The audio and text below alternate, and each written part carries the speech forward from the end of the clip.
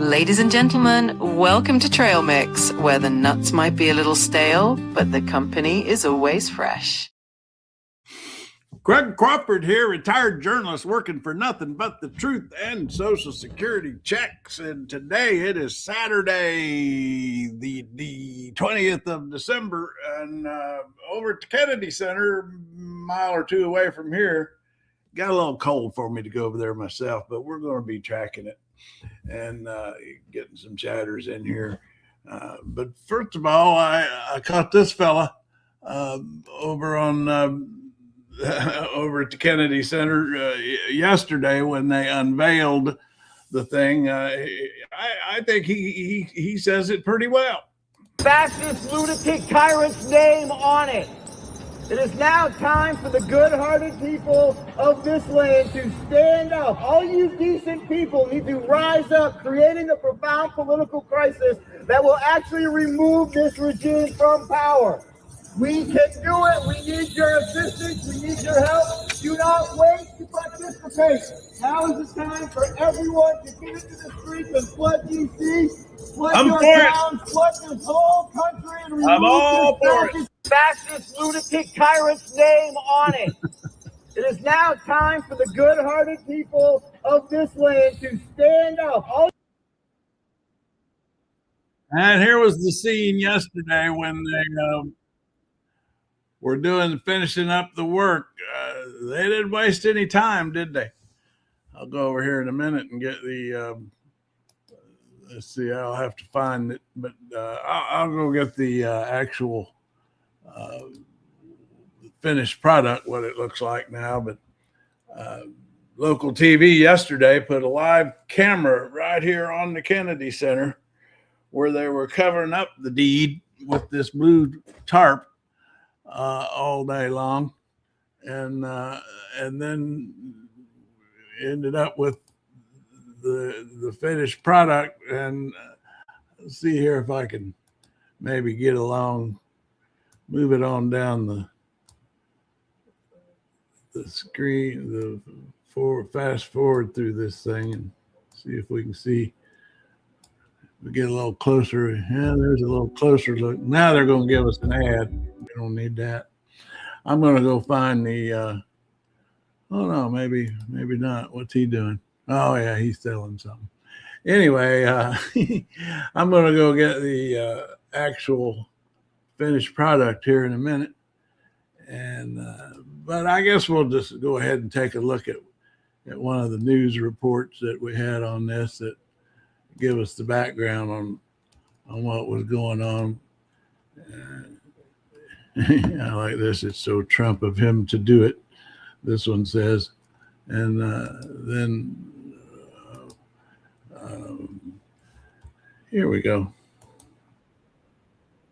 Family, as well as Democratic lawmakers, condemning this change, saying it is illegal and it can only be approved by an act of Congress. But as we saw today, regardless of whether or not it is legal, the board of the Kennedy Center has already gone ahead and done it. Friday morning, as crews worked behind a blue tarp to add President Trump's name to the Kennedy Center, one Washingtonian showed up with his dog George to protest. And we should all be shocked that a felon, a convicted felon, and a thug, and by all means a grifter, has just stuck his name on top of a national monument.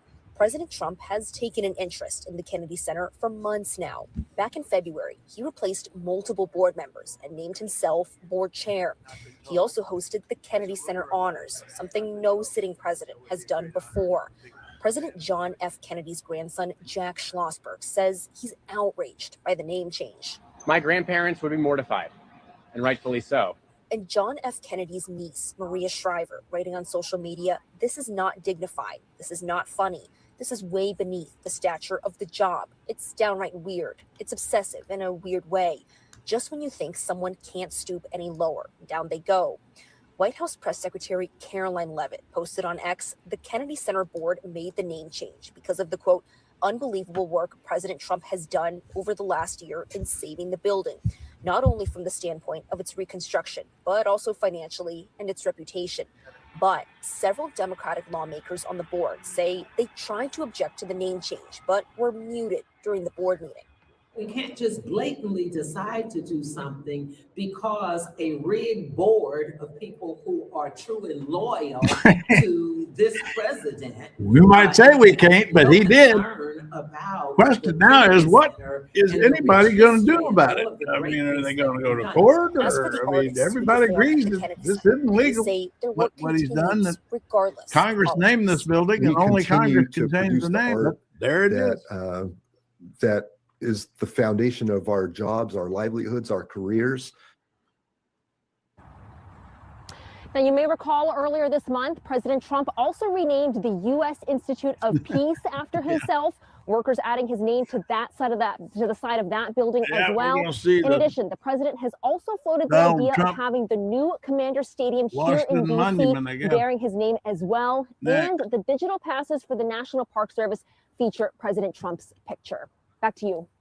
Amy, so in regards to the legality of all this, of changing the name of the Kennedy Center, we know, in fact, that the law that established the center as a memorial for President John F. Kennedy specifically says no additional memorials or plaques shall be installed in public areas. So how do the Democrats respond to this? How do the lawmakers respond to this if this flies in the face of that? How about Yeah, Erica. So a group of 6 Democratic lawmakers who sit on the Kennedy Center board put out a statement yesterday saying they will be, quote, unwavering in their commitment to holding the administration accountable. However, they did not specify exactly what that means. For instance, if they plan to file a lawsuit and challenge this action in court. Exactly. Nobody knows what they're going to do about it. On what exactly they were referring to. Guys. All right, Amy Cho, thanks for that update. This is the thing that kind of bugs me about the response to Trump always is, we know he's going to do these things. He telegraphs it, and you'd think everybody'd be prepared, but no. Just like yesterday with all the redactions on the Epstein records, we knew they were going to do that. We had every reason to think they were going to do that. We got some commenters here. Sorry, guys, I haven't been paying attention. Okay. Trump is doing an okay job. Well, tell me how. Tell me what he's doing. It's okay. Hell, I'll take okay. Tell me something he's doing that's just okay. Name one. We'll talk about it. LOL epic, says Angel Willow. Oh, that's a nice screen name. If anybody wants to get in here and talk, you're welcome to. We got some trail mixers coming in later, I think. I'm up a little early for them watching this protest thing. Close the border. Angel Willow says close the border. All right, I'll give you that. That's fine. So did Obama. The problem with this immigration issue is, for Democrats, is I agree Biden went the wrong direction, opening that border as much as he did. Things were under control with Obama, who had it. The immigration community called Obama deporter in chief because he was pretty tough on it. I mean, you look at some of the stats, and Obama was very effective on border and deportations, and the public was satisfied. But I don't know why Biden went the other direction, but he did, and that's where we are. So I'll give you that. Trump's closed the border. Dark Blade. Well, getting rid of illegal immigrants is one of them, but he's done a lot of bad too and a lot of good. Well, Dark Blade, I got a question on the getting rid of illegal immigrants is, if that's all they were doing, getting rid of illegal immigrants who are criminals, who are, additionally to having broken the law to enter the country. But a lot of these immigrants are people who've been here 30 years, paid taxes, raised families. Some of them joined the service. I just think there ought to be some some hierarchy here of who are the illegal immigrants we want to, as you put it, get rid of, and who isn't.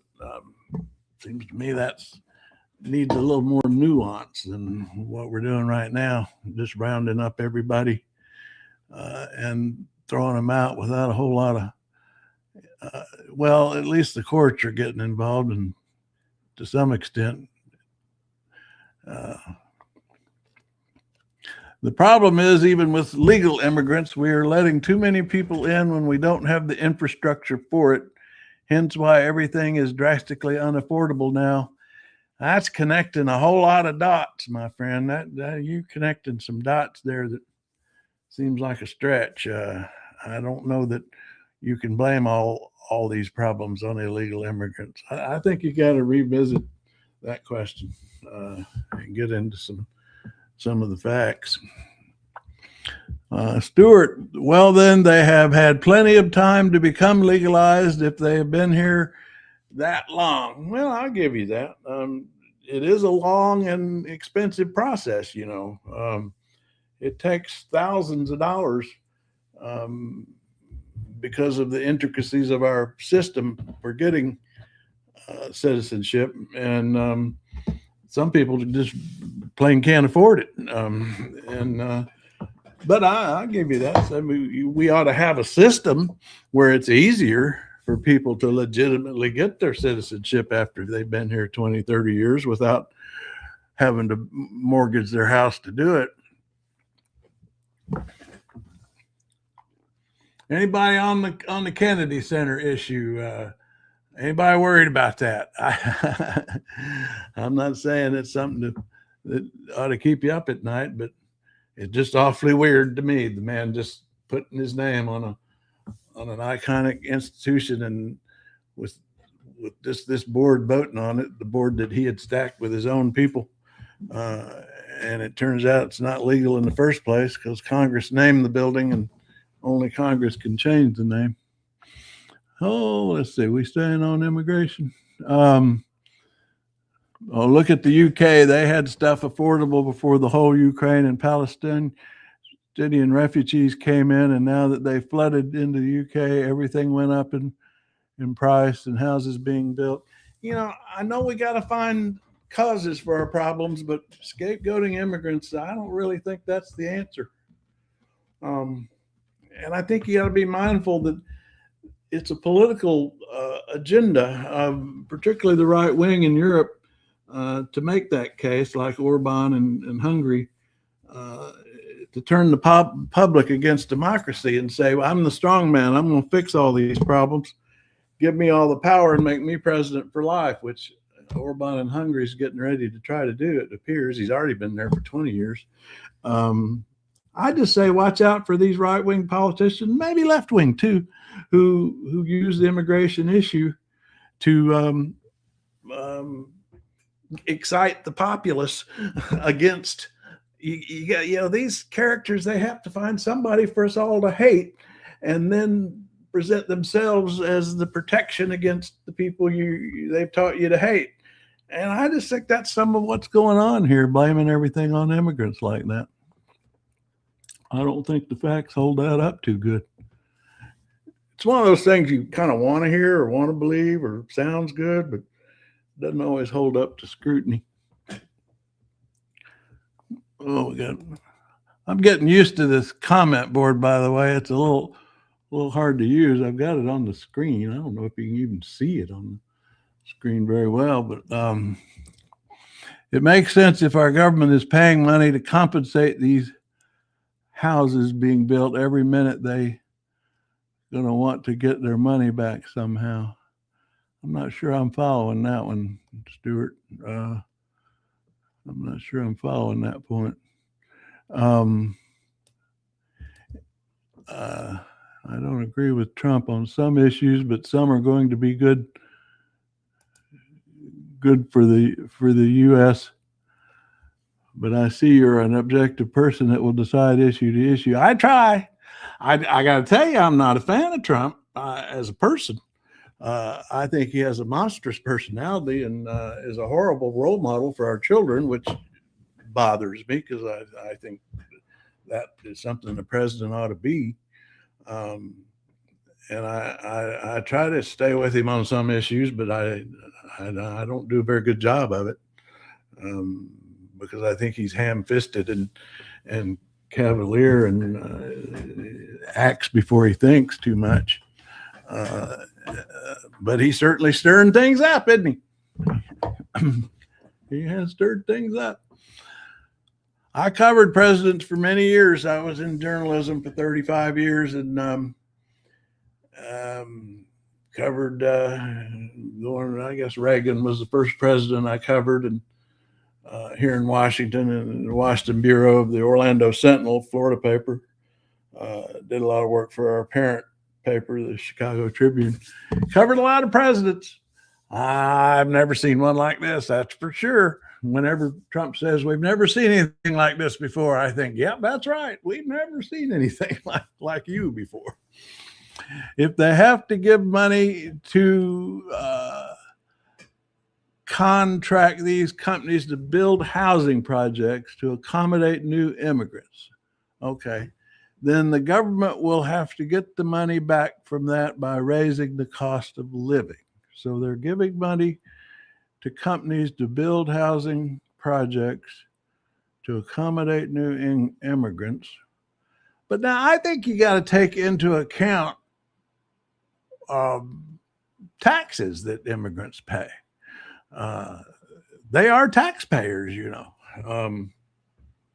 We can get over here to my Gemini if you want and ask him. I've got my AI thing here to when we get stuck on factual things that we want to get into.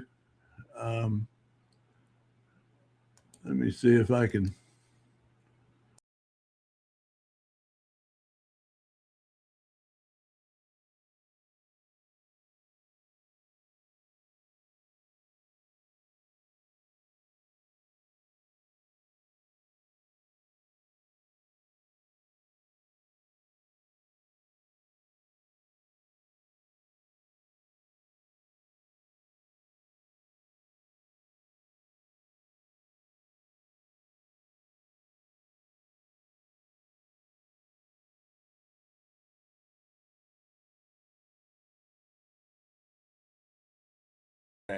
Now I'm back. Okay. Hit the wrong button there. Trying to go to my Gemini. Let's go back over here to Gemini. Get Gemini on the screen. Give me a second, folks. It takes me a little while to punch all these things. And are we on? Do we have Gemini up now? There he is. This is my AI. This is my new AI thing. I'm paying them what is it, $20 a month. It's pretty good. And we're going to ask a question. I'll make this a little bigger. I'm going to ask AI. This is Google's Gemini Pro 3, whatever, artificial intelligence. How do we ask it? How much do immigrants pay in taxes? You can ask pretty basic questions like that and get answers. All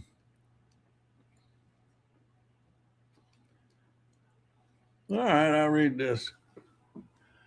Demographic. I never heard of that. That's a thing, I guess. Demographic. Anyway, demographic and economic reports from 2024 and early to show immigrants contribute hundreds of billions. Well, I didn't really want a general. Oh, here we go. All right, here we go. This is what I was looking for. I just wanted to get this in the discussion. Documented versus, all right, in recent immigrant-led households contributed $525 billion in total taxes annually. About $363 billion goes to federal taxes, $162 billion, And, they even pay into Social Security and Medicare. Immigrants are major contributors to these systems, often paying more in than they draw out. They contribute over $100 billion to Social Security and $27 billion to Medicare. And then, I find this odd that undocumented can also, the misconception is they don't pay taxes, but it is kind of weird. They actually do through these individual taxpayer identification numbers, which is a system where undocumented people pay taxes, and they pay $100 billion in total taxes each year. So, what do we think about that? Does that matter to us? I mean, just to get that on the record, we've got a situation where people aren't totally freeloading, aren't they? When they're paying that much money in actual taxes. Oh, it's not BS, Roadrunner. I vetted this thing over and over again. These, whether it's ChatGPT or Gemini, which are the main ones I've used, I haven't found them. They make clerical errors on occasion, but those are facts. We can go back and dig into the sources if you want, but I'm telling you I've seen that in several different sources, several different ways. Immigrants pay taxes, and they pay a lot of taxes, and even undocumented immigrants pay a lot of taxes. Let's just get that on the table and keep it there, and then we can argue about other things, but don't assume that they don't pay anything and are just total freeloaders, because it's just not true. Well, now, you say, what we have here, we got Lone Wolf still don't want to talk about the $9 billion in fraud. Are you talking about the governor there, that case? That looks like it's being investigated, and we'll get the facts on it. Tim Waltz, I assume you're talking about.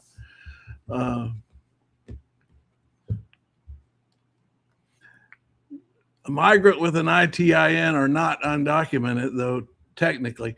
Well, I get that. They're documented to the extent they can pay taxes, aren't they? They're just not documented as citizens. Mitch Fearing. You might want to get on here and talk live. I'm fine with doing the comments, but I have to punch around this thing, and sometimes I miss some of you because of the way it scrolls.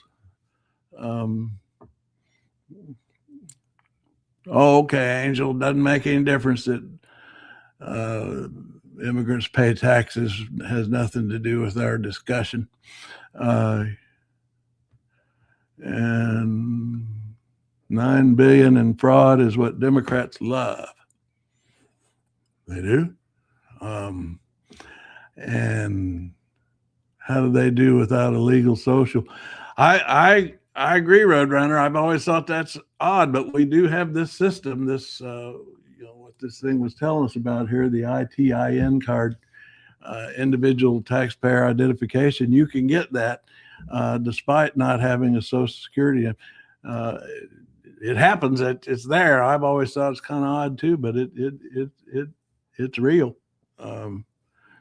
It's not about legal immigrants. It's about illegal immigrants. Yeah, I agree. One thing you got to understand about this illegal immigrant business is, hang on, Scott, I'll get to you about this illegal immigrant business is that the thing is, we have not updated our federal immigration laws in any real way since Ronald Reagan, folks. Let that sink in.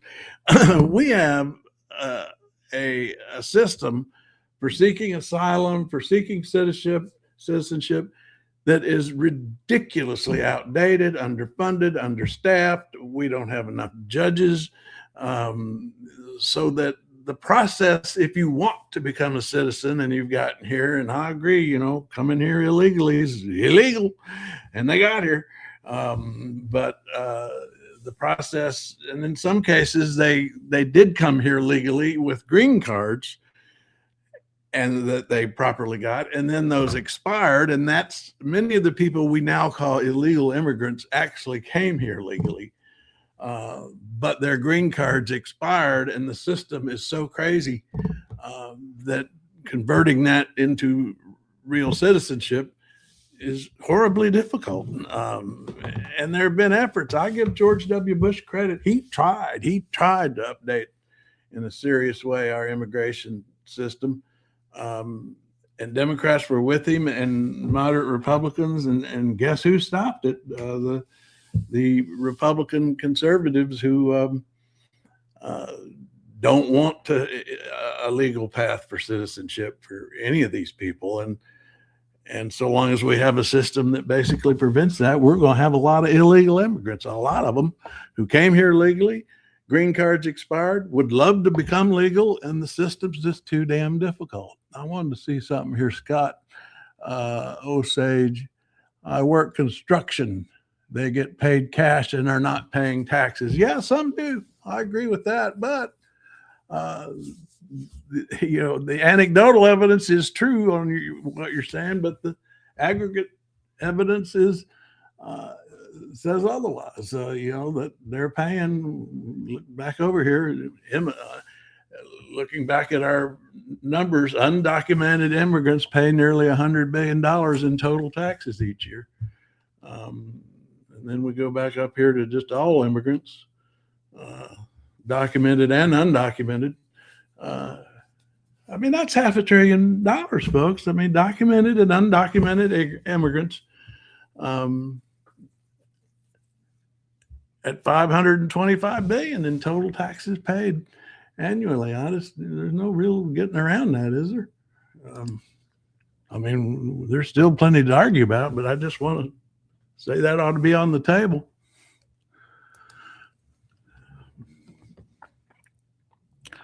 Let's see. Stuart, your opinions have a heavier weight on working Americans that believe in the rule of law. Someone, I think there needs to be a limit on immigration. It's a serious question. Does everyone in the world have a right to live in the USA? That is a serious question. I agree. The thing is, and we can have limits, but we need a process that makes more sense, because I don't think you're saying, or hope you're not saying, we shouldn't have any immigrants. We wouldn't be much of a country without immigrants, would we? And I think a lot of our jobs that they take, a lot of Americans don't want to take. I don't know how many of you want to go out and pick fruit, but I don't. And the annual net cost of illegal immigration is estimated. Now, when you say something, okay, all right, let's take that right there, my friend. And you might be right, but let's ask. The annual net cost of illegal immigration. What is the annual net cost of illegal immigration? Okay. Let me put that to the question, to the answer man here. What is the annual cost of? Now let me go back and look at that again. How did you say that? What is the annual? I lost you. Oh, the annual net cost of illegal immigration to U.S. taxpayers. What is the annual net cost of illegal immigration to U.S. taxpayers? That's an interesting question. Let's see. That's what this thing's made. See, we're on this thinking mode. I pay extra for this, so it's not like a Google search. It actually thinks about what I'm asking, and it shows you its process, its launching tool, its initiating response. That was pretty quick. Estimating the net cost is a subject of significant debate. How about that is? Figures vary widely. As of late 2024 and early 2025, Here are the primary competing estimates. See, that's what I like about this thing. It doesn't give you, if there's a bunch of different, disputes about an answer, it gives you all of them. All right, groups that advocate for stricter immigration controls. All right, this will be the baseline of the higher number, I imagine. FAIR, okay, I've heard of them. Federation for American Immigration. That's one of the, advocates of stricter restrictions on. Their most recent major study estimated the fiscal drain at roughly 182 billion annually after subtracting 31 billion. Now, right there, you see that's a very low number on the estimate of taxes that immigrants pay. Anyway, after subtracting 31 billion, they reported a net cost of 150. Okay, friend, let's go give you some credit. Yes, lone wolf. Okay, yes. You said here it is estimated around 150. Now, what we got to point out is that your 150, which you're correct about, comes from a source, the Federation of American Immigration Reform, which is one of the leading groups advocating stricter laws. So we can assume they're rigging the numbers. I don't know. They had an incentive, it seems, since they're on one side of the issue, to do that. Maybe rigging is too small a word. Shaping the numbers to their preferred conclusion. But anyway, let's talk about what are the cost drivers. Education for undocumented children. Okay, education.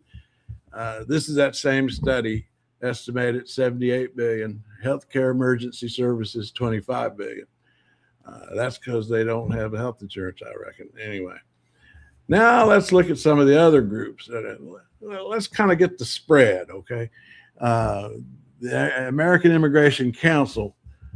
Now that's a group that, see, they're already saying this is a group that's more supportive of immigrant rights. So they're going to shade their numbers the other direction. And boy, do we see some shade in here, don't we?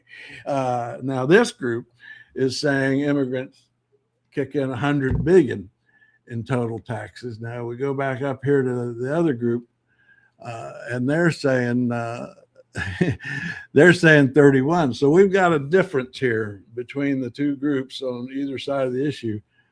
One saying immigrants kick in a 31 billion in taxes, and then we got the other one saying that immigrants contribute 100 billion. We got a big difference there. Now, as an old journalist who's covered a lot of these fights for decades, the CBO is one that I always kind of pay some attention to more than others when I need to get a sense of what might be in the middle of a debate. And they're projecting an immigrant surge would actually narrow the federal deficit by $1 trillion. That's an interesting point. So they're arguing or saying that that immigrant paying taxes can actually narrow the deficit. It's an interesting point of view. Congressional Budget Office, they approach things more from the macro because that's how Congress wants it, because they're making macro decisions with legislation and so on. Anyway, the conclusion we got here from this Gemini that presented all the different views is that most analysts agree the federal government sees a net fiscal surplus from undocumented immigrants via the Social Security and Medicare they can't pay. See, they can't collect Social Security and Medicare, but they pay taxes into it. So anyway, that's a net gain right there. And then, but they say state and local governments bear a net deficit due to the cost of schooling and emergency room care. Well, that's an interesting notion there, that at the federal level, immigrants aren't a drag on our finances because they pay in taxes, but they don't collect the two big payouts of federal government, Medicare and Social Security. But at the state level, there's a deficit. They collect more in schooling and emergency room care than they pay in taxes. So anyway, I'll get back to you guys. It got me on that detour. Where are we now? We're at 34 minutes. Huh? No, I don't think that's true. First Amendment USA. I've been using AI. I use both Well, anyway, I'll read you. You're saying AI is proven to not know the difference between truth and a lie. I just don't find that to be the case. I mean, you're discrediting this entire discussion based on that, but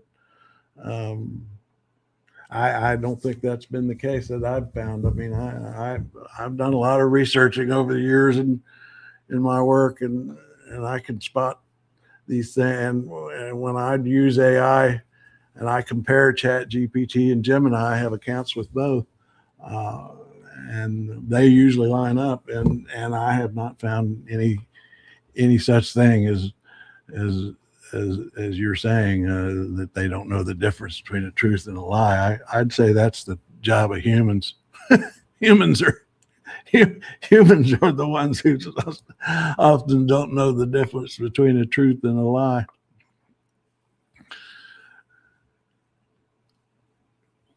No, I'm not ignoring all the others, Mitchell Fearing. I was pointing out that the I don't want to say it, the advocates of strict immigration laws were estimating $30 billion that immigrants pay in. And then I pointed out also from my AI research, he presented both, that the advocates of immigrant rights say that there's $100 billion that they kick in. And I'm just pointing out that difference. And so somebody's fudging, and probably both. So I'm not ignoring all the others. Yeah.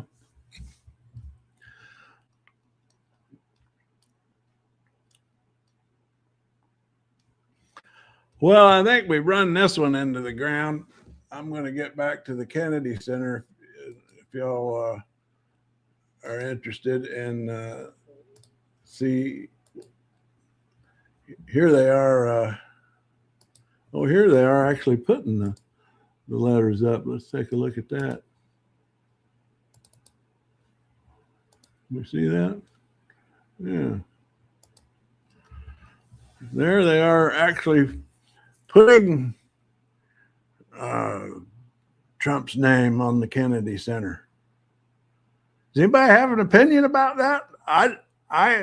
I'm still getting over the shock of it myself.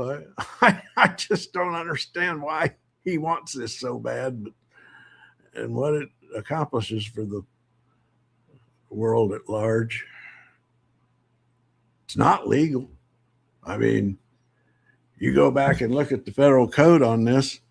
In 1964, Congress created this Kennedy Center, and in the legislation they said its name will be the Kennedy Center for the Performing Arts, and allowed no way to change that or add to it or anything else. It's pretty clear it would take an act of Congress to do what he's doing right here. But that isn't the first time this president's done that. See, this is one of my issues with Trump, is this business of just doing things before anybody's figured out whether it's legal or not. I mean, he gets points for being an active president, I guess. But when it comes to the rule of law, he seems to be a little skimpy.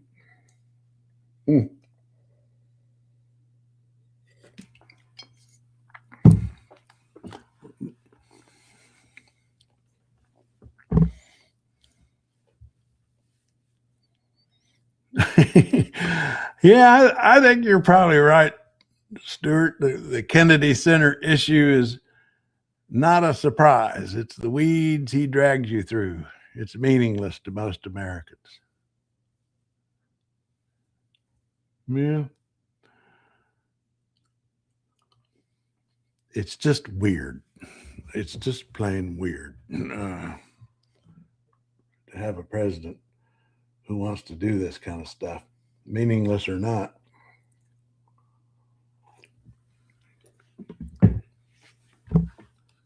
creepy.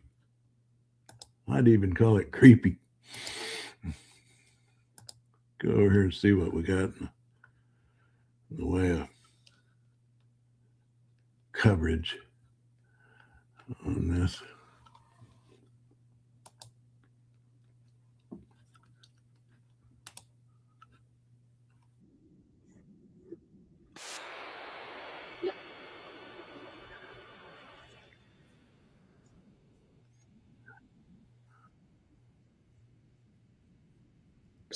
Over the last several months about those experiences with those federal officers, questions from our own residents about what that means for our local Metropolitan Police Department, and some local news coverage disturbing incidents of neighbors who have been taken by ICE, and has been very hard for our community to locate them.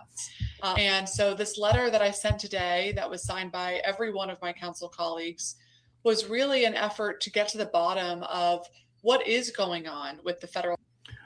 Yeah, that's a local issue we have here in DC with people, well, other places where they're just picking up people and their family can't find them, don't know where they are. They're not seeing lawyers, and it takes a few days to figure out what's going on.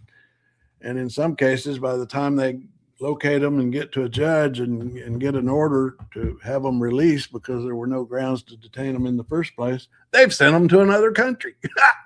And then it all gets even more complicated. But anyway, that's what's happening. Yeah, Mount Rushmore, Stuart, you're right. That Kristi Noem, when she was governor, before he put her on the cabinet, she talked about that, putting him on Mount Rushmore, and I swear I would not put it past him. Everybody said when he took office this time, I kept saying he's going to rename the Kennedy Center. I thought he would just take Kennedy off it altogether. And this one's coming, mark my words, he's going to name Dulles Airport after himself. I'm completely convinced of that. Now I want to say to y'all here, we've got a fun site at trailmix.cc where we have a lot of good commenters, and you can go see it right now. Go there, and I make it pretty easy for people to comment. Here they're having a discussion right now. Sometimes they get busy talking to themselves, talking there, and don't get over here and talk to me on this live YouTube stuff. But this is Pat D, one of our regulars. I make it real easy to comment on this thing. You go to trailmix.cc. I couldn't get .com, but CC kind of works out since my name's Craig Crawford. And you go to trailmix.cc and go down to the comment box there and click it. You can go in as anonymous. I don't ask for your email address or anything really. You just can make up a name. All I ask for is a name, and you can make that up. And there's a little CAPTCHA, but I made the CAPTCHA about as easy as it can get. You just type in a number, 3 numbers, because I have to do that to keep the Russians out. But anyway, here's what Pat D surfaced for us. This is the actual code. Now she's pulled up a different code than what I was thinking. This is a code on the desecration of federal monuments. Okay, Pat, she's gone a different direction. I thought she was pulling up. There's an actual code on the naming of the Kennedy Center, which makes it clear only Congress can change the name if it's to be changed. Oh, there's Jamie. Hello, Jamie. Hello, Hans. Oh, we're having a good time with some commenters here. We've got a fella here, Stuart. Can you see those comments? Yes, I can. Yeah, Stuart Gorham. Stuart's been on here. We've been going back and forth on some stuff, immigration.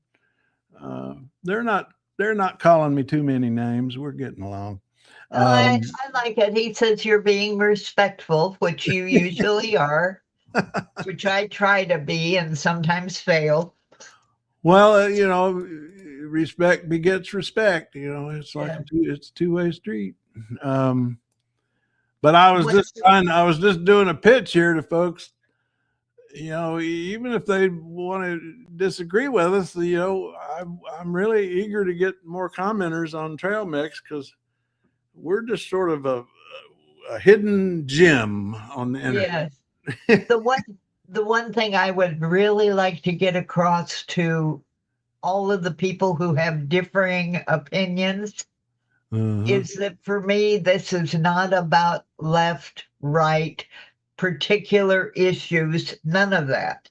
Yeah. What it is for me is being factual, stating the law as it exists, and it's specifically with Trump continually breaking those laws. Well, and what I don't like is, and what I've been used to with past presidents, when they want to stretch the limits, you know, Biden did this and so did Obama with his executive orders on the Dreamers, for example.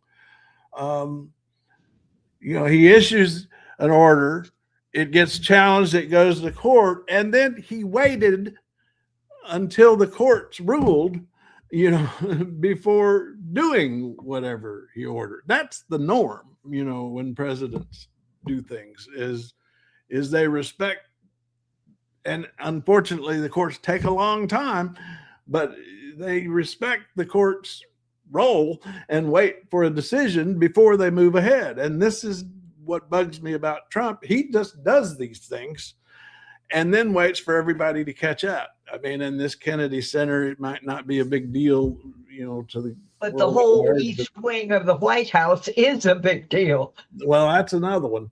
That one is actually a little murkier on the legal front than the Kennedy Center. But I like our three-part government with Congress, executive, judicial. Yeah. And they each have a role, and those roles need to be respected. Yeah, it's that little thing called checks and balances. And unfortunately, it's one of the great geniuses of our system of government. I mean, there were a lot of things I'm not crazy about with the founders of the country, and, you know, particularly slavery and women's rights. They fell down on that, but they designed something very creative for the time. And that was the checks and balances you're talking about, having the three co-equal branches of government. And you know what? People don't appreciate it because they're not getting taught about this in schools. I mean, checks and balances is not something that's on the agenda in curriculums because they don't have civics. A lot of it is because school systems are afraid to have civics classes anymore because there's so much argument about what should be taught that they just say, well, we'll just teach math instead. That's easier. Yeah, you know, we've been around now for 250 years. And all of those arguments and changes and alterations have pushed us more and more in balance with each other as differing opinions. It may take a while. There are things I've disagreed with. There are things I've adored that got changed. And I want that back. I want that system working. Stewart says, we are Americans. The battles that occurred in the first Congress were extreme also. Yeah. Oh, yeah. There were congressional congressmen who beat each over the head with. I was just going to say, you know, that was, I actually have a whole video I did on that one. The guy that got beat up in the South Carolina, I think it was South Carolina, John C. Calhoun, I believe it was, that beat up the New York senator. Right. And Rachel Maddow right now with Burn Order has the whole business about Japanese internment and everything that got covered up or left out or didn't go the way it was supposed to. And it's just now that all of those details are coming to light. and she names names and who did what, when, who, why. You know? Yeah. So it's worth listening to, whatever you think about the issue. Yeah. So yes, Trump really bothers me because he does just barrel ahead and do things without waiting for good judgment and advice. I'm just putting some addresses here in for folks to see if, just saying here, if you want to, that's the link for joining the chat here. History buff like us. Yay. What's that? Stuart. Oh, yeah. Stuart, I'm putting our address here, trailmix.cc on here. You seem like somebody who would enjoy chatting with all our gang over there. Now, speaking of history buff, I'm getting the part of the Ken Burns series tonight that I've been looking forward to is the Battle of King Mountain in North Carolina. Are you aware of that? Yes. You are? Oh, yes. I'm so impressed. I mean, I had to look it up on my ancestry.com. My fifth great grandfather, John Hyatt was his name, fought in the Battle of Kings Mountain. and he got a Kentucky land grant for it. And he lived in Virginia, but fought in that North Carolina battle. A lot of Virginians did. And ended up with 500 acres in Kentucky, which sounds like a good thing, but it was 500 acres nobody else wanted. Well, you and I are probably going to end up being distantly related because that whole branch of my mother's family is Virginia and Kentucky. Oh, wow. Well, I'm sure we are. I'm sure we are. That would not surprise me. Much smaller populations being what they were. Yeah. That would not surprise me a bit. I'm on the hunt now I'm going to go find my fifth great grandfather's. Oh, I hit the wrong button. Oh, geez. My fifth great grandfather's land grant. Well, if you turn up any Rose, Walters, or McKeons in yours, then you're in mine somewhere. Yeah. Okay, here it comes. We're add file now. Stuart, you are right to be proud of your daughter. That's the way it should be done. Oh, what is Stuart? His daughter is a history teacher. Oh, good. Oh, Lordy. I'm all for teaching and learning history because I'm worried about as a history. Well, in my college, we didn't have majors and minors technically, but I essentially, I split it pretty even between history and English, with a smattering of political science. But I couldn't major in political science because there was too much math. My to teach history without her students knowing that her political leanings are. Yeah, I know. I just think it's horrible how teachers are under pressure, and especially history teachers, any kind of civics teachers, they are just so under the gun these days on, if they talk about, I wonder, how does she teach slavery, Stuart, for example? I mean, nowadays it's just dangerous for a history teacher to talk about slavery. I think, you got to be so careful. I just saw a quote recently where it says ICE is getting signups are getting a $50,000 bonus and salary that is way beyond what any teachers get. We need to reverse things. and they dropped they've dropped the educational requirements for ICE. Yes. You don't have to have a college degree. You don't even have to have a community college degree. You could just have a high school degree. Maybe that's okay. I don't know, but that's what they're doing. But yes, teachers should get the $50,000 bonus, the higher salary. Now, this is my 5th great grandfather's Kentucky land grant. Ah, Isn't that cool? that is neat. Yes. So I'll get a couple of these things off the screen here that are getting in the way. Sorry, I'm laughing. Read his last comment. Oh, I put him off the screen. Oh, here. Where are we done? It's so hard to keep up with these comments.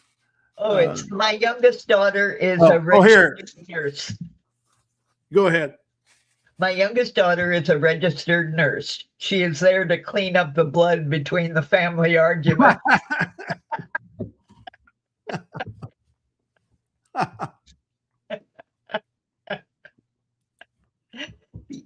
Can you get rid of your tree? Yeah, I've got to go back to that. Every button is in a different place. There we go. Yeah. Oh, now you've got the comments within your site. Cute. Oh, I do? Where? What do you mean? Well, they're right under me. The comments from the comment side are on the screen. Yeah, I've got those. I'm still learning how to do this. I've made them a little bigger. It's so much easier if people would just come out here and talk to us. You know, I like getting the comments and trying to respond, but you can't believe with this screen how complicated it is to do. And it's impossible if I'm on my phone using this on my phone. I can't read comments at all. So. Yeah, I know one of the people on my Armstrong side or something ended up in the Senate. So none of my ancestors did anything except farming, and I mean, I can't find any of my ancestors who did anything at all impressive. Well, that's all of my the Walters side. Remember, we were talking about slave schedules and everything. He's the one that I found that was a fairly good sized farmer. But yeah, almost everybody on my tree falls under Ag Lab. Yeah. Well, I did have one who founded a bluegrass festival, the Renfro Valley Barn Dance, and became a nationwide radio star, John Lair, Renfro Valley Barn Dance in Kentucky. He actually became kind of a well-known person in his sphere. Well, if I go back to where we're descended from, the founders of Maryland, there I have some kind of nobility guys like the McCubbins and the Howards and whatever, but they're the only, second and third sons of nobles who moved to the U.S. to be able to get rich. Oh yeah.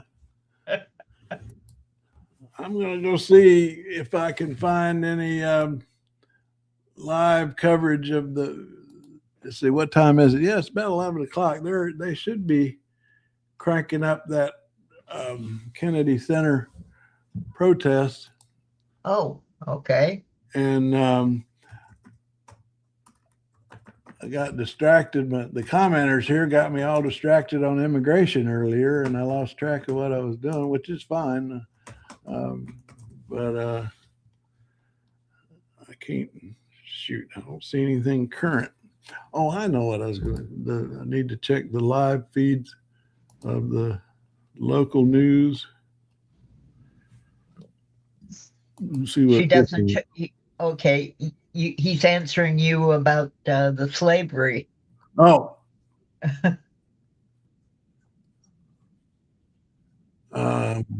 Yes, I'm out. Okay. Well, you go ahead and read it while I look for this. Okay, it says, my daughter will not shy away from teaching slavery issues. I, being a Southern boy, may not agree with her on all of it. You're chatting here with two people who do have some relatives that owned other people, and we don't argue with facts. We just deal with them as they come. Yeah. My ancestors, of course, my ancestors in Kentucky, there weren't a lot of slave owners there. Here we come in with a new commenter, Arian Blitzkrieg. Oh, that sounds good. History. Yeah, what a name. That sounds like a winner. You go ahead. I'm looking for coverage of this protest if you want to interact with them for a minute. Okay, you do that. I'll look at the commenters, what they're saying. What's the Aryan guy saying? Oh, and let's see. Arian, well, he said don't watch history. Then we picked up a new one that said 3,776 Black people owned slaves. Yes, we are aware of that. I wasn't aware of that. Tell me about that. Oh, you weren't aware of that? I was not. Yeah. Several quite often what they would do if they got freeman status is buy their family. Really? I did not know that. Huh. That's interesting. Yeah, that's one of the ways they were able to keep their families together, is if a free relative would go and buy various members and then they could manumit them. Gemini, give me, can go to right now. Why is that an insult? Not quite true. Okay. Have you insulted somebody, Jamie? Now we have gradual decay. It was a Black man who had slavery put into law in the U.S. and had it made a life sentence also. Anthony Johnson. Okay, this is something I am not aware of and will have to go look up. I can't find anything. Now, if we could only get these people on the website or here so we can talk to them directly. I agree. We're accommodating of people that even if we think they're wrong. Okay, one moment. Okay, there's several Anthony Johnsons that were, colonist, 1600 to 1670, who was from Angola, who achieved wealth in the colony of Virginia. Okay, held as an indentured servant. He earned his freedom. He later became a tobacco farmer in Providence, Maryland. So there's a whole wiki page on him. Huh. And fought to own an African slave, John Casser. Okay, so there is definitely a chunk of history that neither of us knew about. Huh. Maryland state government curriculum. Yes. I guess my question is, what does that prove? That doesn't prove anything. It just happened. He wanted to keep his property. Yeah. That Ken Burns series is really there was a definite division between indentured and lifetime slavery ownership. And in the South, there were a great deal of argument about not having indentured because that conflicted and made the lifelong slaves unhappy. And there's a lot of laws in that area. Oh, and the slave was a white man. Okay, probably an indentured servant that he didn't want to lose. You're saying a Black man had a white slave? Is that what you're saying? Yes. No, well, an indentured servant that he wanted to keep. Well, I'll be darned.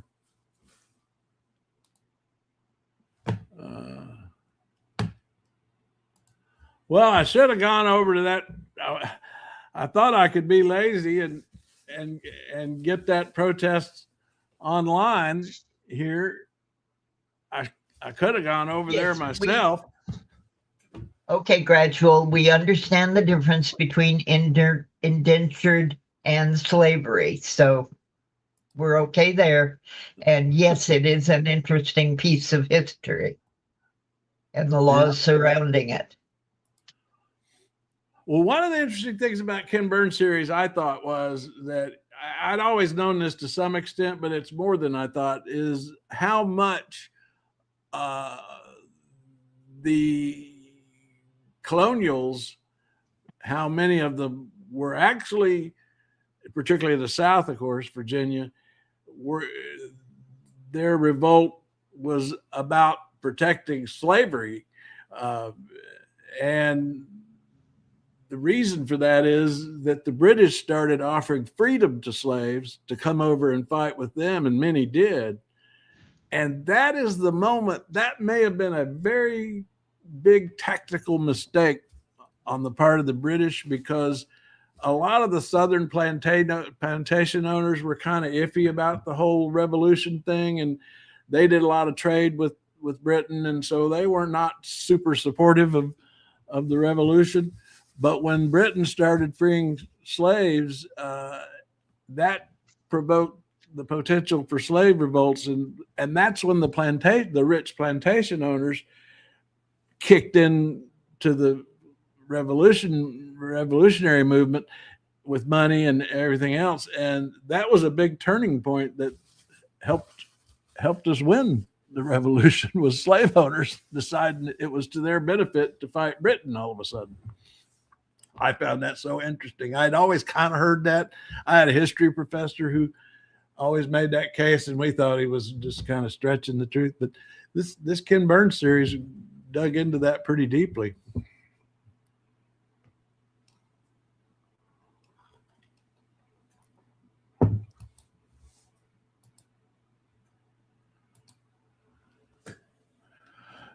Now, what are we going on here? Okay, you really should take the time to read that whole wiki article on Anthony Johnson. It brings up all sorts of issues. It's fascinating. Huh.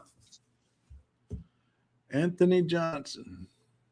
Yeah, it's Anthony Johnson and then in parentheses, colonist. Because there's a fighter named Anthony Johnson, so you have to get to the right page. Even the organizers of this protest are not posting anything. I'm kind of stunned by this. I don't understand what, because Chris Van Hollen was supposed to speak, and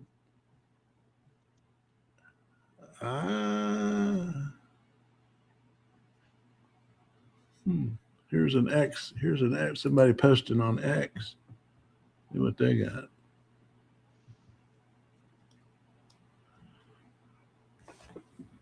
February 6th. Well, that's not going to be any good. Huh. Well, it's posted from 12 hours ago. The protest? Yeah. Yeah, I know. Well, see, they've been doing them for weeks now. They've been doing regular protesting there, but they had a special one right after the sign went up.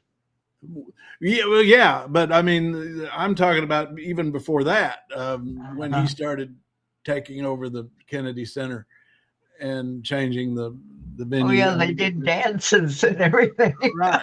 Yeah. Right. All sorts of protests. And so this one was going to be specific to the naming, and I'm sure it's going on. I'm just surprised at how nothing on CNN or. No, I was counting on locals to cover it. If anybody out there can find coverage of the Kennedy Center protest going on right now, even if it's somebody on social media or Instagram or X that's posting some live video of it. I can put it on here, but I'm having a heck of a time finding it. See if I can find anything on YouTube. And well, I didn't even think to check C-SPAN. Let's see. I don't think they were going to do anything. Oh, they're doing the Revolutionary War Southern campaign on C-SPAN right now. Let's see what they're doing. Yeah, Burns is getting some backlash on some of the things that he included or didn't include. Oh, I know. Yeah. When I saw it, I thought he was probably going to. Now here's while we wait for somebody to find coverage of the ongoing Kennedy Center protest, here's C-SPAN on the Southern campaign and the Revolutionary War. I'll put that on in the Kings Mountain National Military Park. I've been there. That's where my 5th great grandfather fought, in the Kings Mountain battle. Stuart, you were absolutely right. His comment right now. That did occur in that period of history. There were white slaves that were indentured. There were also black slave owners, but slavery was a dark stain on our history, but one our system worked through. And that's basically what we've been talking about. Yeah, it just took 100. It's been 2 steps forward, 1 step back, but at least up until recently, we kept going forward. I mean, once Jim Crow kicked in, then it took us 150 years to work through it, but we did. There's a reenactment of the of one of the Southern battles. I don't know if that one's Kings Mountain or not. That one's Camden, South Carolina. Yeah. A lot of people, I mean, this much I knew in the Ken Burns series. What we've been doing is every night we watch a half hour, because it's 6 2-hour episodes. You watched it, so and so every night we watch about a half hour, and the way we time it is we light our menorah candles, and when we watch it until the menorah candles burn out, which is about all we watch. And so it's taking us a long time to get through 6 2-hour episodes, but I like it that way and tonight we stopped it last night right as the North Carolina campaign began. So that's what I'm going to be watching tonight. That brings up the question. You can answer it here or on the blog later. Did you convert to Judaism or no? I just like all their traditions. I love playing with the menorah. I love making the food. The latkes. So you got your latkes in this year. I haven't done them yet, but I will. Yeah. But no, David calls himself we traded. He's tried to he's tried to learn how to become a Southern moderate. He's Boston born and educated at the University of Pennsylvania, but now he's trying to be a Southern moderate, and I'm trying to become an Eastern European Jew. So we're teaching each other how to trade places,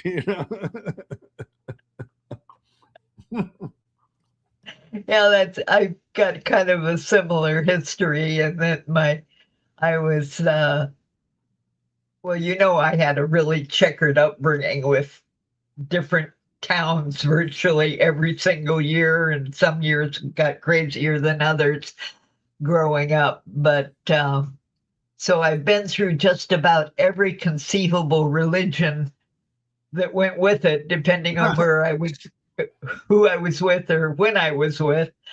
And so I got married Catholic, divorced, and wandered around through a bunch of them and started studying Judaism. But I've got a son named Christopher who also considered that possibility, and as an adult decided it would be way too painful.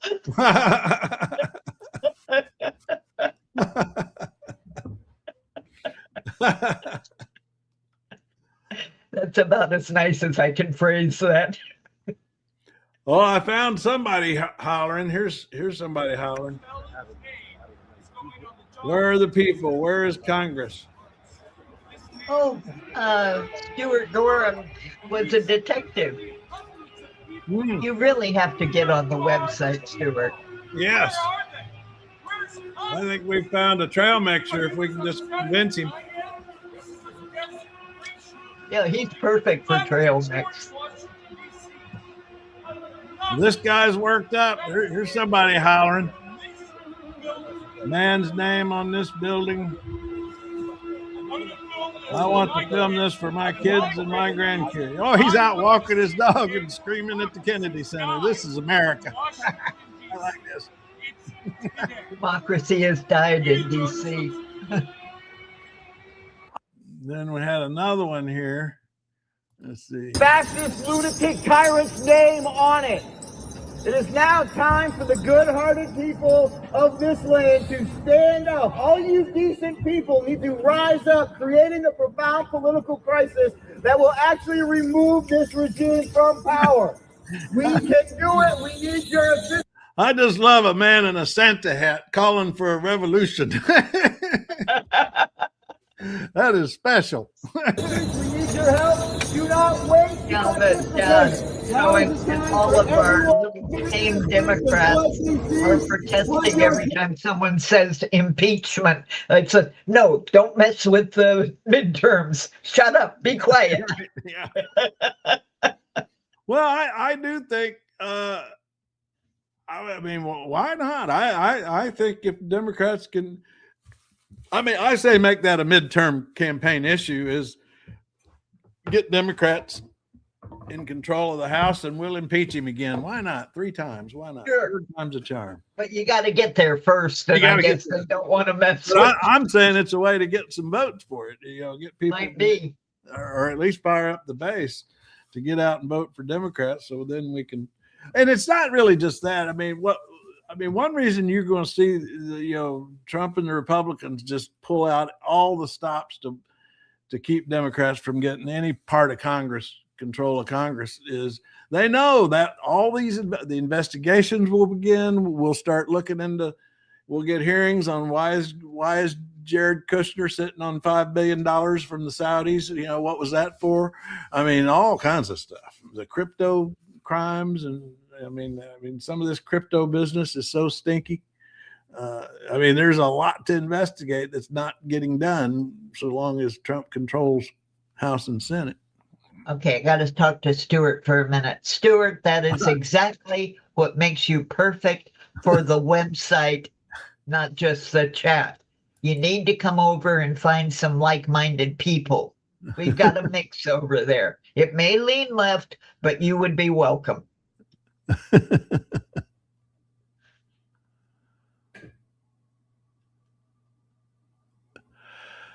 It's pretty easy. I swear I've worked very hard with my AI coding partner. We have made it so easy to comment on trail mix. It's ridiculous. And you're very good at herding the cats. It really is so easy.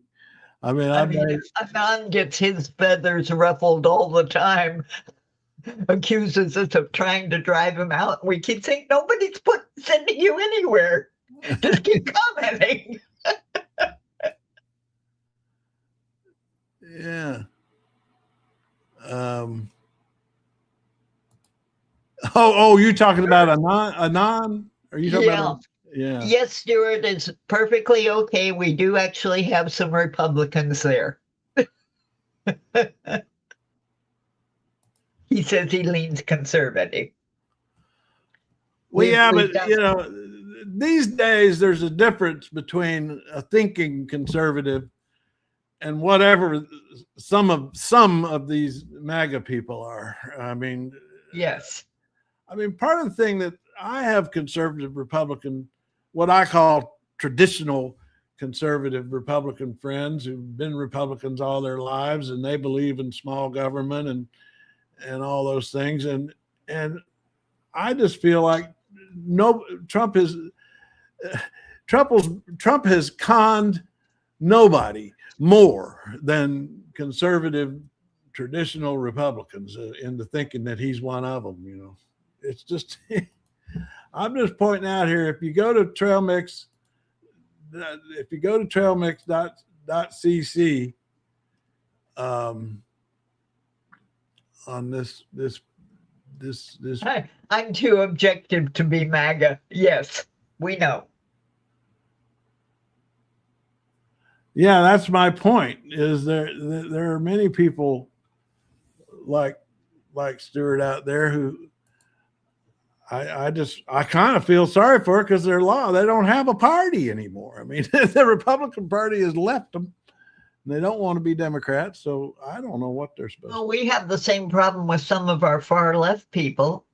Not quite as bad, but yes. Yeah.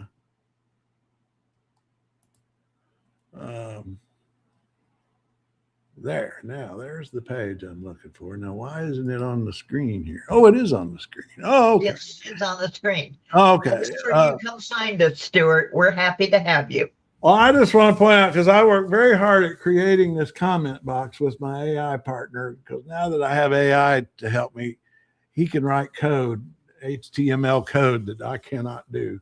And so we can customize the site, because WordPress is great, but it has, WordPress is kind of like playing checkers, I mean, you're just limited on all the things. But when you get AI involved and you can write your own customized code, then I can say, I want to do this or that or the other, and it writes the code. And WordPress is good about having ways for you to customize your code. You just have to know how to do it, Yes, I'm doing that with my blog right now. And it's a nightmare. My poor AI is dealing with a complete idiot. Yeah. Well, and that's the thing about AI. It's just a computer, so it has no feelings. So, you can yell at it and it doesn't. But I do still thank him. Yeah. But I just want to point out, is the way I've set this up, and anybody comes to our site, I do say name is required, but you can make up one. It doesn't have to be your real name. So I'm not asking for emails or websites.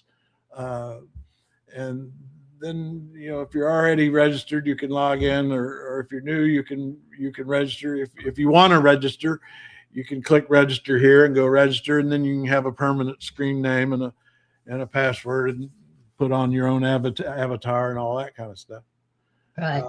Yes, Stuart. Some of the MAGA people are starting to wake up. And then you come down here and you see the only thing that's required is a name, and you could just write, XXX if you want anything. And then the only other thing, I have to have a CAPTCHA. I made it as easy a CAPTCHA as there is available. It's just 3 numbers. It's all it is, 3 numbers. And that helps us keep the bots out and keep the Russians out. And right. So, I don't know how this could be any easier. And you just go to trailmix.cc. And in fact, I copied your part about civility to show it to my AI guy. Yeah. And right now we're trying to get it inserted into my blog. So I'm stealing from you. Oh, absolutely.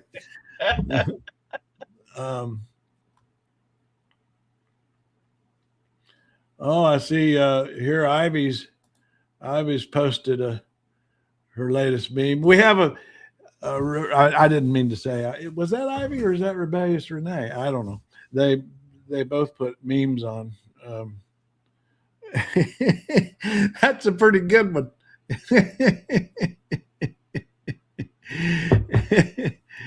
That's a pretty good one. Is President Trump expected to rename San Andreas Fault to Joe Biden's fault?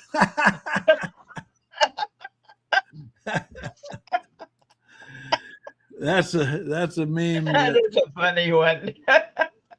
Yeah, that's from Rebellious Renee. She tried to come on yesterday. I'm gonna get on here and tell her. Renee, try again if you can. We are in the chat room.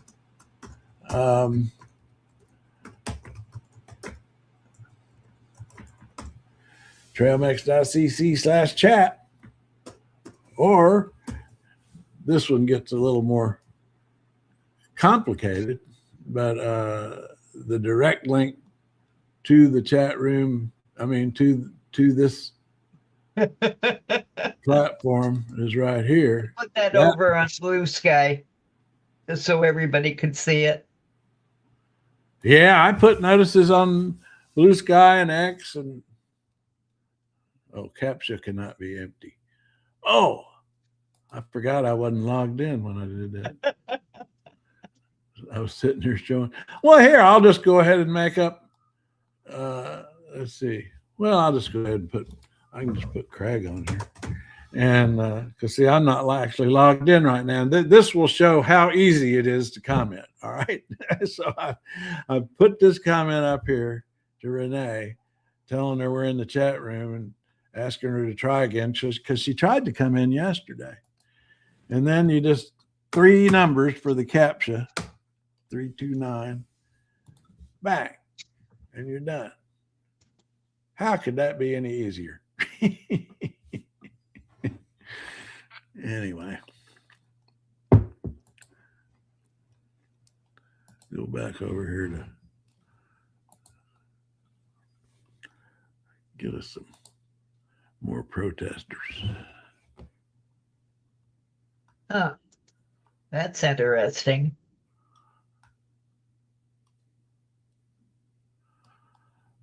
Oh, here's something. Oh, okay. Here, Fox 5. Oh, here we go. We got some live coverage now, finally. Here we go. Donald Trump. This is put his name Chris Von Holland, the Maryland. Kennedy Center. This is live at the Kennedy Center. Of John F. Kennedy. Shame. And we are here to say that this desecration of the Kennedy Center will not stand. Mark my words, whether it's a matter of weeks or months, Donald Trump's name will come down. How? What are you going to do about it? This is what I've been waiting for somebody to tell me. I know that because the American people won't stand for it. They keep saying it's not going to stand, but I don't hear anybody telling me how they're going to do it. It was taken by the board. This board that was handpicked by Donald Trump conspired to violate the law, and they need to be held accountable too. How?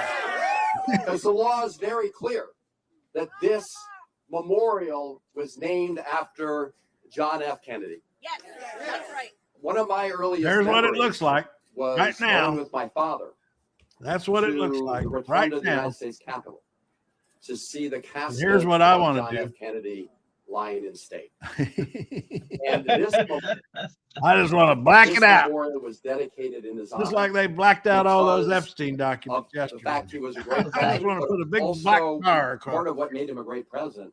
Somebody was needs. recognizing If the somebody's got importance of the scaffolding and arts can get in up our there and culture. do that, just put a Donald big Trump black does not believe banner in the across arts, his name right and we there. will not allow him Wouldn't that to be great? soil the name of Yes, the Kennedy it would. Center. That'd be so great. I and my colleagues in Stuart, Congress my will be stepfather working to was a reverse deputy this. sheriff. There's lots we can talk about. Get on Trail Mix. On the appropriations, We'll chat. this is the Interior Appropriations Bill to reverse this outrage. Are we going to do that together? I love the homemade You signs. know, there have been others in history who There's made nothing. monuments to themselves. Rapid Response Choir. Do they sing? Built statues all over Where is Italy our in Congress? his name. Rapid response choir. right now. They've come down. I bet they in the do. They dustbin look, of history, I hope and they this will sing. be in the dustbin of history. Donald Trump's name.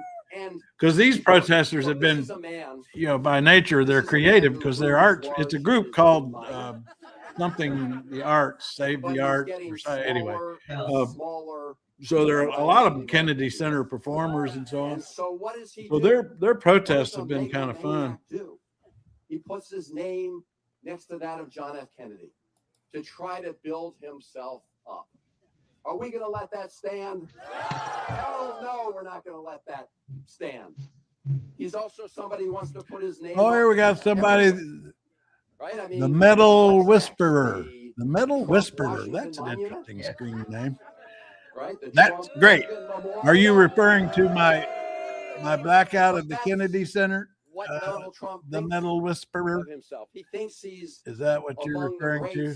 Because here's what it looks like right now, and here's my proposal for what it should look like. And it's up to us to temporary until they can replace the blocks that were chiseled. Yeah. Well, you know where I got this from somebody on Blue Sky. I posted this earlier on Blue Sky this morning. Of what they did yesterday. They finished this yesterday and unveiled it. And then somebody on Blue Sky took that image that I had posted right there and then got her Photoshop out and did this. Well, it's interesting that they had all those letters ready to go the day after. Well, see, that's the thing. This is what's making me crazy about, the response to Trump is we knew he was going to do this. I mean, the minute he took office and in the first week took over the Kennedy Center board and put people like Steve Wynn on there, people, his pals, I knew then, okay, he's going to change the name. I really thought he'd get rid of the Kennedy name altogether. And then a week ago at the Kennedy Center Honors, he said he was going to call it the Trump Kennedy Center. So, Van Hollen here sitting here hollering about, it's not going to stand. Why weren't they at the ready yesterday when they did this? They should have been in court yesterday challenging this because it's not lawful. I mean, they've got a federal statute that makes it clear only Congress can change the name of this place. Right. Someone asked whether or not the Kennedys would file suit as interested parties. And apparently, because of the way it was created, they wouldn't have standing in court. It has to come from Congress. Exactly, yes. And because Joe Kennedy Jr. the third was asked last night about that on Anderson Cooper, and he made that point. He said, we don't think, as a family we can do it, but Congress certainly can. But there again, it's going to take, because Republicans control Congress, they're not going to be able to do an official, referral of contempt charges, which would be ridiculous because they'd be referring it to the Justice Department. So what's going to happen is, some Democrats are going to go to court and there'll be a question about whether they've got standing. But at least do it. Get started. At the end of the day, we'll fight them in the courts. How? When? At the end of the day, we're not waiting for the end of days. That's the problem. It is all of you here who are going to protect our democracy. We, the people, are going to stand up and say hell no to the desecration of the Kennedy Center and hell no to Trump's efforts to tear up our Constitution and run down our democracy. We are better than that, and we will fight back, and we will prevail. It's great to see all of you here. Let's keep marching on until we succeed. Thank all of you. Well, let's march to the courts, Senator, and file some paperwork like right now. Go wake up some judges. United will never be defeated. Thank you all. Let's stay united, and we will not be defeated. Valerie, let me turn it back over to you.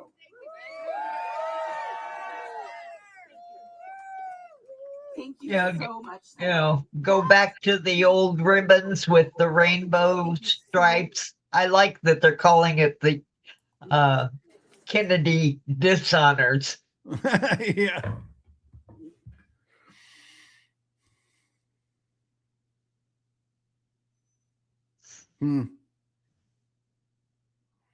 Oh, now Stewart's a Kennedy conspiracy theorist. I wouldn't rule it out, Stewart. Did you I've been thinking about with Rob Reiner getting killed, something he did in the last few years. He did that series of podcasts about the Kennedy assassination. Did you notice that? What I'm talking about is Rob Reiner. He really got deeply into, and I think he brought up what Stewart is here in that podcast. It's pretty obvious that the son was the murderer. Now, what set him off? Apparently, they had gotten into an argument before.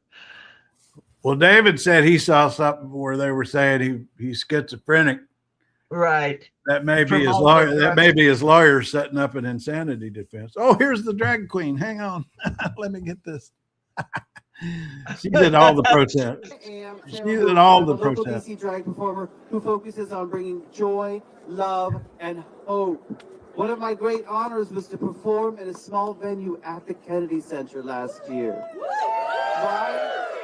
And then I actually popped onto a Dungeons and Dragons show, the 20-sided tavern. They know about what? Fabulous. I loved it. But, I was so enraged earlier this year to hear about the hostile takeover of the board of directors here at the Kennedy Center. And that board is terrible.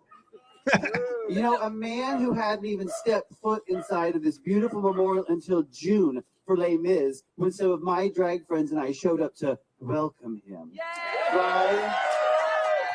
This man and his hand-picked board has no business deciding what art is or isn't. How shameful, immoral, and weak it is for this president to have his lackeys put his name above that of an assassinated president on that assassinated president's own memorial. Say that out loud. That's what he just did. How shameful. Shame. Shame. They also tried to ban drag from the Kennedy Center, but they will never silence our stories. That's right. Because our stories are stories of love, stories of family, stories of overcoming, stories of joy, stories of hardship, and stories of redemption. Oh, Stewart doesn't like the drag queen. American stories. I've got a movie recommendation for you, Stewart. Try to stop our stories. Oh, I think drag queens are fun. We will never stop telling our They're fun. Yeah. Now, they're very creative Republican people. Administration has no bottom. Have you seen the movie Torch Song Trilogy? It's one of my favorites. Yeah, I actually saw the play on Broadway too. Oh, you did? Spread out over what, 2 nights, I think? It was long. I thought it was too long. Well, I absolutely love it. Harvey Firestein got to me right at the beginning with the finger over his eyebrow and not enough. That hooked me in immediately. Union Bus and her Kennedy Center But it's a good movie for helping others understand some of the issues. They've hurt workers, performers, and artists, and financially devastated this memorial to an assassinated U.S. president. Make no mistake about it. This illegal overreach is serious. It also adds to a list of hurtful actions. How do you get a wig? The reason for bringing it up, Stuart, is they are performers. What can we do? And plus, I mean, look at that wig. That's a heck of a wig. They can make a point because people pay attention to them as performers. We can call our Congress people and demand that they take action to reverse this renaming. Demand that they release the Epstein files. I think it's intolerance of the people that on the fringes that tears us apart. I think the people on the fringes are just fine to be left alone and do their thing. Yeah. I mean, what tears us apart is what was it our prospective vice president said? Just leave us the hell alone. And imagine something wonderful happening. I want you to things go a lot smoother when you do that for other people. In this present I will say this drag queen's talking too long. Yes. She's much. like, Oh, look at the inflatable pink frog. oh yeah. This is all my gigs. This is what I was wanting all along, because I didn't feel like going over there today. It's those other, I went to all those protests back in the fall when it was comfortable. I went to about 6 or 8 around here, including the big one where we had like 200,000 people. But now it's a little cold. And then I went to that, when I went up to Boston and you were on with me, we did the Burlington Mall in Boston, the ICE protest. Right. That was so cold, and I got a terrible cold after that. Would have been worse if I hadn't had Afrin with me. I am blessed with a nose that is a barometer. And believe me, if the weather changes from dry to wet, or from hot to cold in a very short space of time, my nose instantly starts running. It's a major aggravation, but I can't predict the weather. Have you ever tried Afrin? Because man, it's got some downsides, but it works. It really works. It's very powerful, and it will stop that in its tracks. But it makes you a little bit loopy. Yeah, here's the choir. Oh, good morning. Thank you for being here. Oh. My name is Kelsey Mesa. I have worked at the Kennedy Center for 17 years. Now these kind of people, they Let me also set the need scene talking. for you. I'm a theater person, so I'm going to set the scene for you. It is the mid-90s in Miami, Florida. The city is loud and colorful, and we do the conga at every single pool party. I am not loud and colorful. I am quiet and shy and nerdy. Oh, there we go. My father is a youth minister. I am a good girl who is painfully shy. I shrink when asked to speak, and I am afraid of what other people think of me. And I have a secret. I want to be on stage. I want to be in the spotlight. I want to be in musicals. There's another girl at my church who has already introduced me to Hello Dolly and Oklahoma and Godspell. And in 4th grade, my class is going to do a unit on theater. This is perfect. My teacher asks for volunteers to read a scene, and I muster up every ounce of Stuart, courage the drag queen isn't likely to kill you.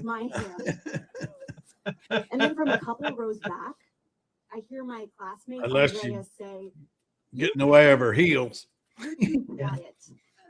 We have, every year at Halloween in my neighborhood, we have the high heel race with the drag queens. It is so funny.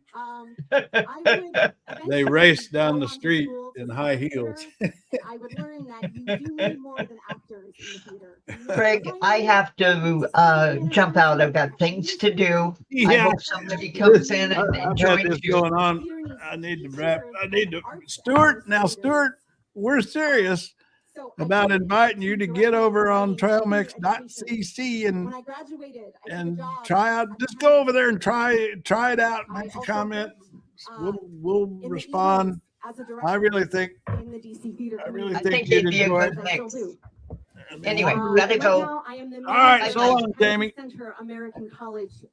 right, I'm gonna wind up here after an hour and 45 minutes. We finally got some of the Kennedy Center protest on here. We've had some good commenters to talk to. Jamie dropped in, so we're just gonna wrap it up. It totally is, but it is also a launching And for the next our generation next of chat artists. is not yet scheduled, My program, but we work with colleges and universities across the you country. can go to trailmix.cc/chat. Liberal arts /chat. colleges we've got a page, or you can click it in the sidebar at trailmix.cc. And there you can go and see our next chat schedule and find the link to click to get the alert. I send out alerts whenever we go live with our chats as well. So Stuart, we hope to see you over on the website. I'm back here sometime, and that's all we got for today from Trail Mix Live. Okay, I'm Lady Mau Mau, Craig's built-in emergency brake. If this wasn't enough for you, sign up for the newsletter. It's free, it's thoughtful, and it occasionally makes sense.